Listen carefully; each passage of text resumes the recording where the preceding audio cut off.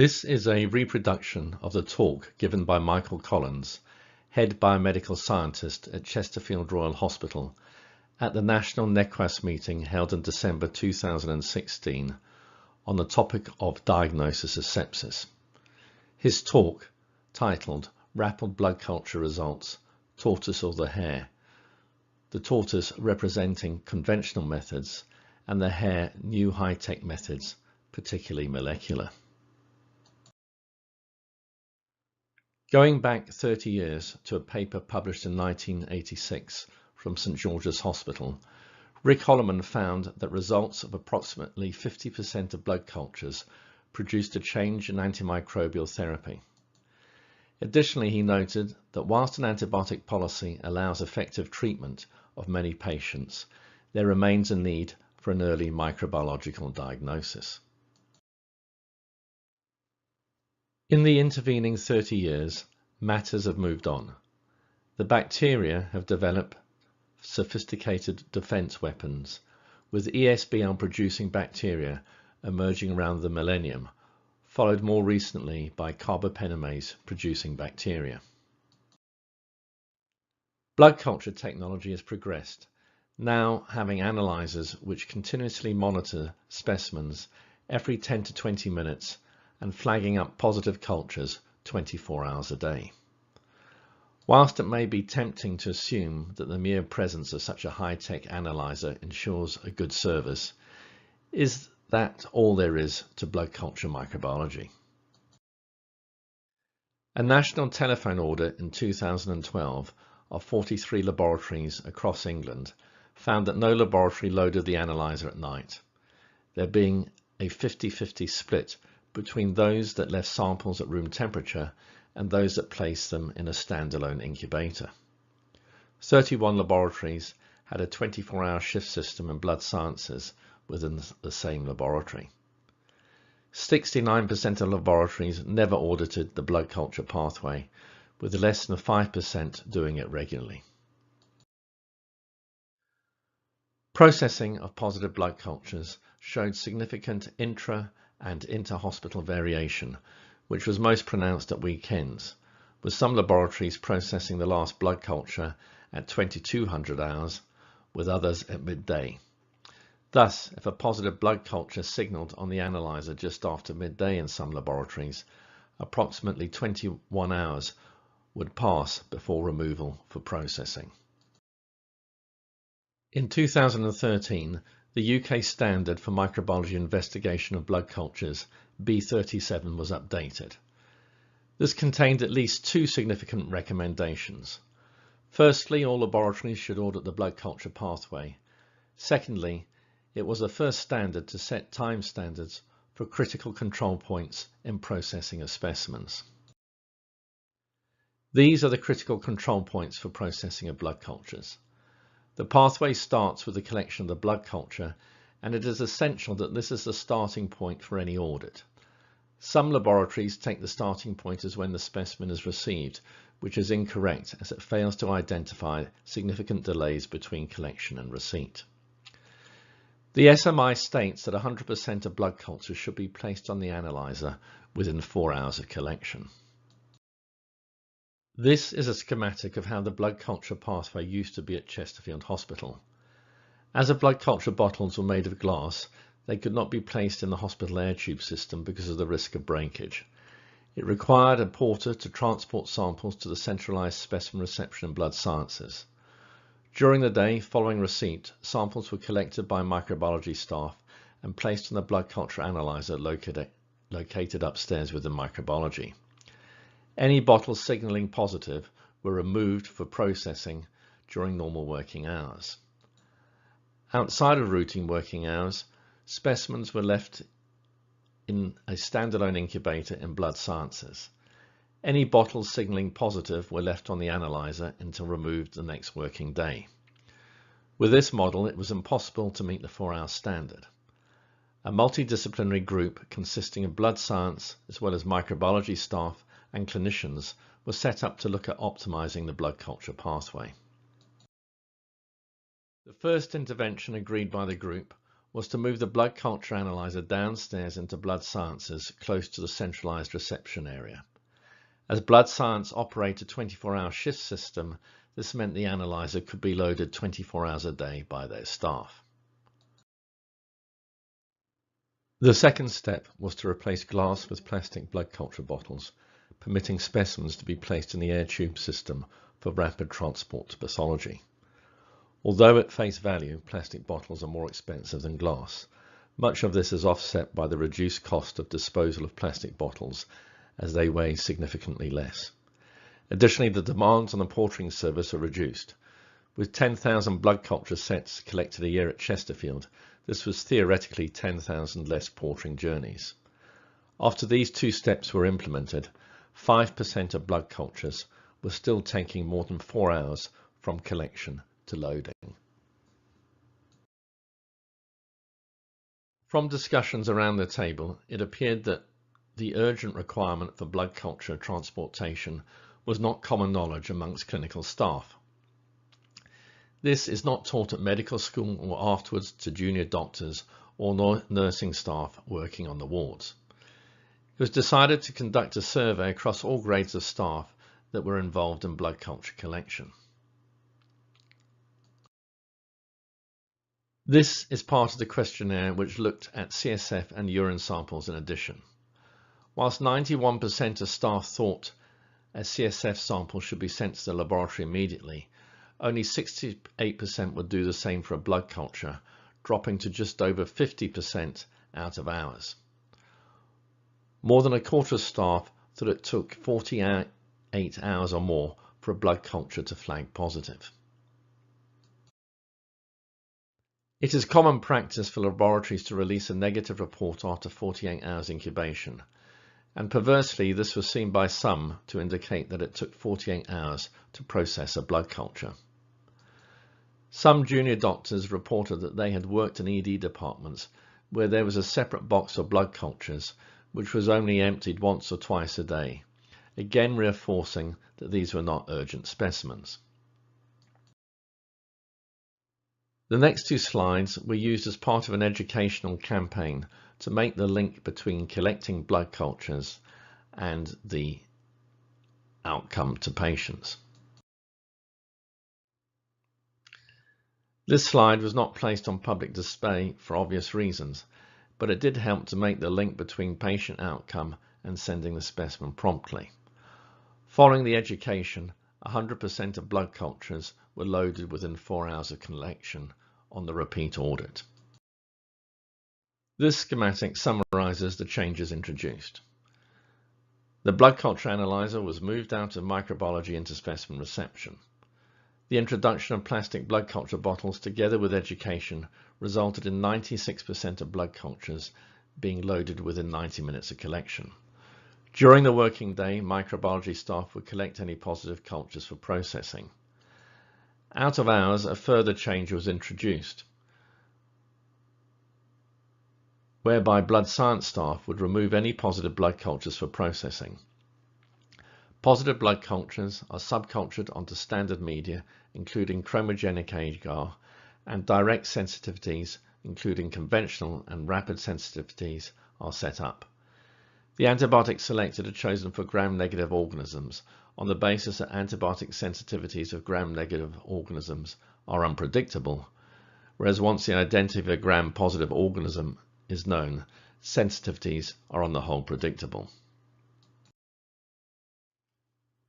These are the results of a regional survey of the delay between collection and placement of 30 consecutive E. coli positive blood cultures on the analyzer in 6 hospitals.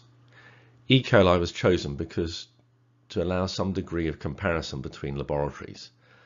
Time to positivity varies with genera. A common blood culture isolate was required, which was rarely a contaminant. E. coli satisfied these criteria. The larger boxes which float up containing numerals are there to make it easier to see the time and hours on the axis. Looking at the right-hand side of the graph, it can be seen that in some hospitals, samples could take more than 24 hours from collection to be placed on the analyzer. The first hospital to achieve greater than 95% of cultures loaded took 17 hours, whereas at Chesterfield, shown in the blue, 96% of specimens are loaded within 90 minutes of collection. One of the first wins from optimizing the blood culture pathway is that real-time 36-hour negative neonatal blood cultures can be reported. Thus, within 38 hours of collection, 100% of negative neonatal blood cultures are reported. This permits early cessation of antibiotics and prevents unnecessary antibiotic levels in neonates who are otherwise well, allowing the baby to be returned to mother and staff on the unit to concentrate on the more unwell patients. The table shows the total time and hours from collection to flagging positive and removal for 27 consecutive E. coli blood cultures for 6 hospitals in one region. There is significant variation between hospitals between the average time to positivity. The most rapid hospital, with an average of over 18 hours, takes about 50% extra time compared to the optimized hospital, which is just over 12 hours. These are averages, so in the optimized hospital, E. coli positive blood cultures begin signaling positive from 7 hours after collection. This graph shows the percentage of positive blood cultures removed with time. 88% of positive blood cultures are removed with 1 hour of signaling positive. The reason at Chesterfield is not 100% is that even though blood science staff remove positives, it can become very busy at 6 a.m. in the morning with the blood science work, and in this instance any positives are left on the analyzer to be processed by microbiology staff when they start at 8:30 in the morning. The other reason is that if a blood culture signals positive and is removed but no organisms are seen in the gram stain and then replaced on the analyzer, this is logged as if the bottle had never been removed. On this graph, the orange bars represent the optimized system at Chesterfield, showing the time to positivity for E. coli positive blood cultures. This is now offset by an hour to represent the time delay between signaling positive and removal. The blue bars represent the time from collection to flagging positive and removal for E. coli positive blood cultures in a teaching hospital. Although the time differences between the two hospitals are significant, these become even more pronounced when comparing the time from collection to issuing a report with identity and sensitivities of the organism. At 24 hours from collection, almost half of the blood cultures containing E. coli would have been reported in the optimized system versus only 2% in the teaching hospital. By 36 hours, 88% are reported at Chesterfield, the equivalent taking more than 60 hours in the teaching hospital. In an optimized system with blood cultures subcultured by the blood science staff outside of routine hours, many of the results are available the next working day. In contrast, at the teaching hospital, positive blood cultures will not be removed from the analyzer until the next morning, where there is often a bottleneck of positive bottles waiting to be processed. The identity and sensitivities of the organism in this situation are usually not available until the next working day.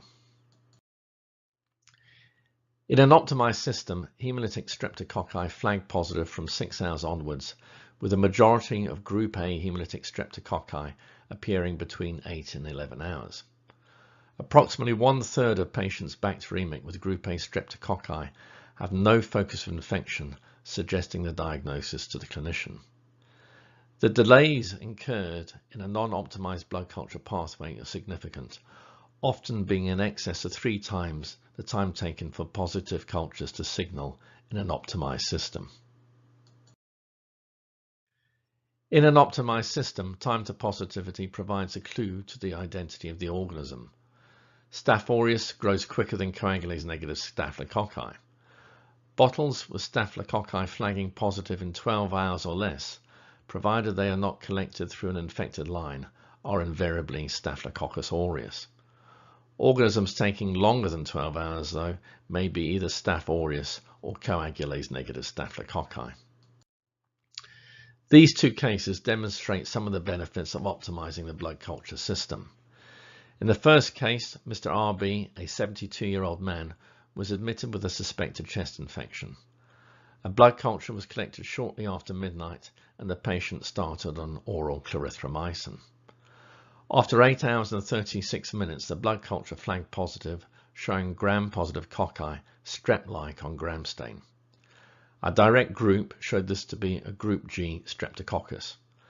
The patient's antibiotic therapy was changed to teicoplanin, he was penicillin allergic, and clindamycin. The patient had a stormy course over the next 48 hours, but was discharged home on day 6. Antibiotic sensitivity showed the strain to be resistant to clarithromycin, but sensitive to clindamycin and teicoplanin. In the second case, a 60-year-old female was admitted with a 4-day history of diarrhea. A blood culture collected at 10:30 a.m. in the morning signaled positive at 18:45 the same day. Gram-positive cocci staph-like was seen in both bottles, which was communicated to the consultant physician on call. The working diagnosis was gastroenteritis, but after discussion, repeat blood culture was collected and high-dose flucloxacillin was commenced on the basis this was highly likely to be a Staph aureus due to the short time to positivity. There was no sign of endocarditis at this stage. The following morning, the culture was confirmed as Staphylococcus aureus, and whilst the patient was undergoing a bedside echocardiogram, the valve ruptured. Vegetations were also seen on the valve, and the patient was transferred for urgent valve replacement. Listed are some of the benefits of optimizing the blood culture pathway. For example, since changing practice, we are not aware of being unable to culture organisms such as strep pneumoniae, which may autolyse if positive blood cultures are not subcultured promptly. As mentioned earlier, we perform rapid antibiotic sensitivities to gentamicin, ciprofloxacin, and do tests to determine ESBL status. In this image, a sensitivity plate has been inoculated with 3 drops from a positive blood culture containing gram-negative rods. To this has been applied a gentamicin gradient strip and discs containing both ceftibut-doxime and cefpirone with and without clavulanic acid. The red numerals represent the time in hours and minutes following incubation. There follows a sequence of time-lapse photographs.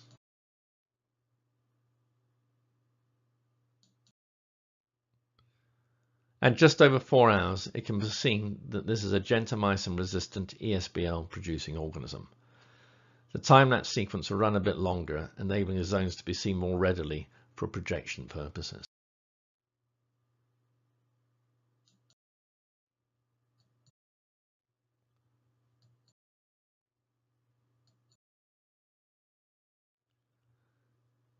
The orange bars represent the cumulative percentage of blood cultures signaling positive against time after collection. It normally takes 24 hours or more to assess whether there's been a clinical response to an antibiotic. Rapid sensitivities provide results for gram-negative organisms within 4 hours or less following subculture. The yellow lines represent 4-hour intervals. Thus, depending on the time the blood culture flags positive, sensitivity results may be available from 15, 17, or 19 hours following collection. This potentially places a laboratory in a situation where it can predict antibiotic failure ahead of clinical assessment. As an example, an 85-year-old lady was admitted with sepsis thought to be of either biliary or urinary tract origins. A blood culture was collected just after 13:30 on the day of admission. The patient was initially started on coamoxiclav, but because they were so unwell, was rapidly changed to tazocin.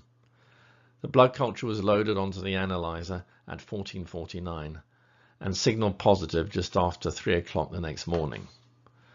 Blood sciences removed the positive bottles and subcultured it at 03:20.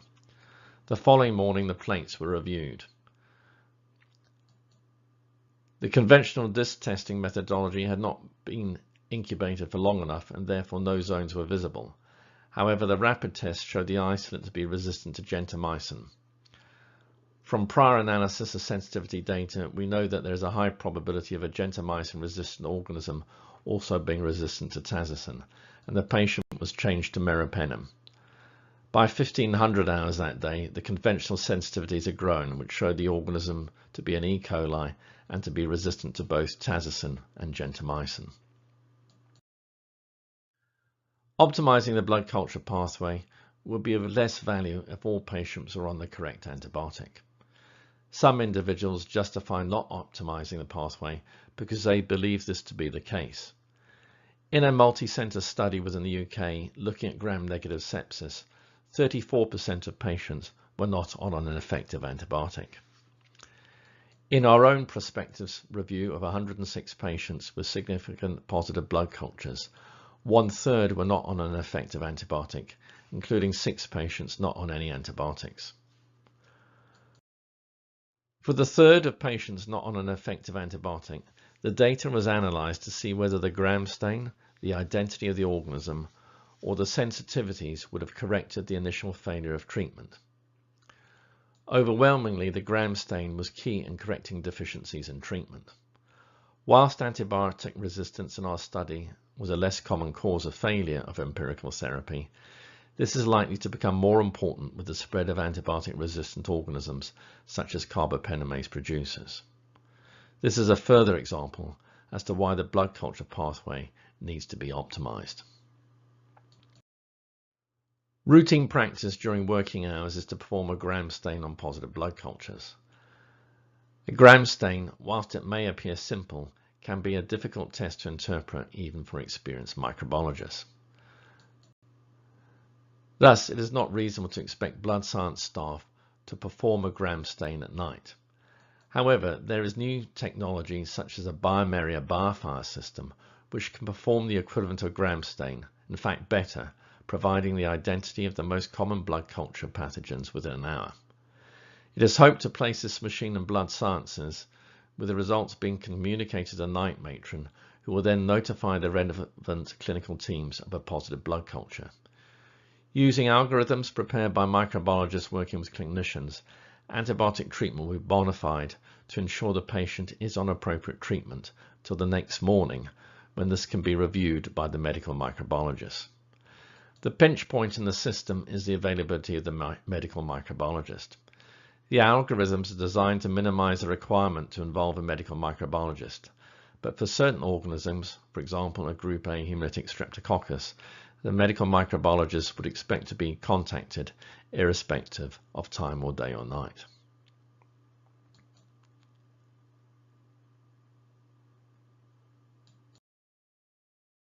What do these have in common? The sepsis 6, which requires a blood culture, should be taken within 1 hour. The National Confidential Inquiry into Patient Outcomes and Deaths in Sepsis, which looked to see whether a blood culture was collected or not. And thinking that the mere presence of a high-tech blood culture machine is sufficient. They all share endpoints which do not link timeliness of specimen result to patient care. Clinicians have a peg to hang their hat on, expecting urgent blood science results to be available within an hour. In fact, my blood science colleagues receive complaints when the turnaround time of 1 hour is exceeded, as this may impact on patient care and management.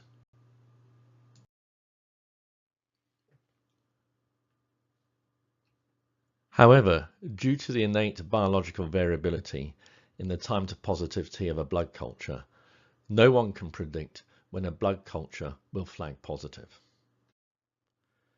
Clinicians, nor indeed microbiologists, have a yardstick to judge whether there has been unnecessary delays in the processing of blood cultures.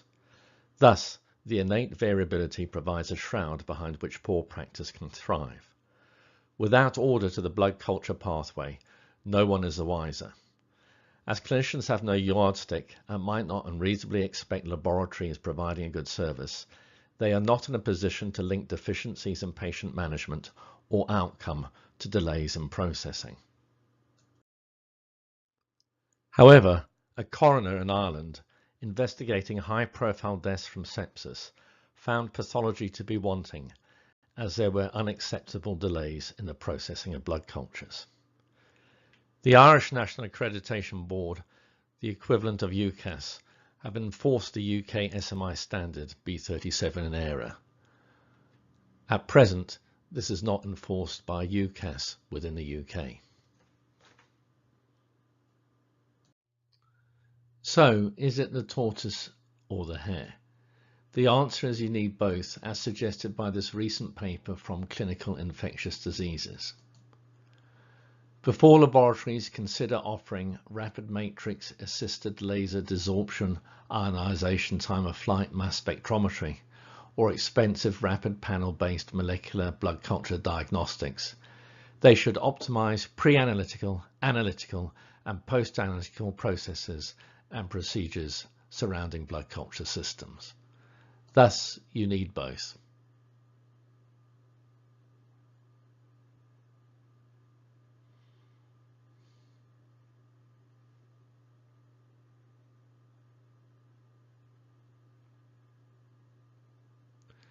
Thank you.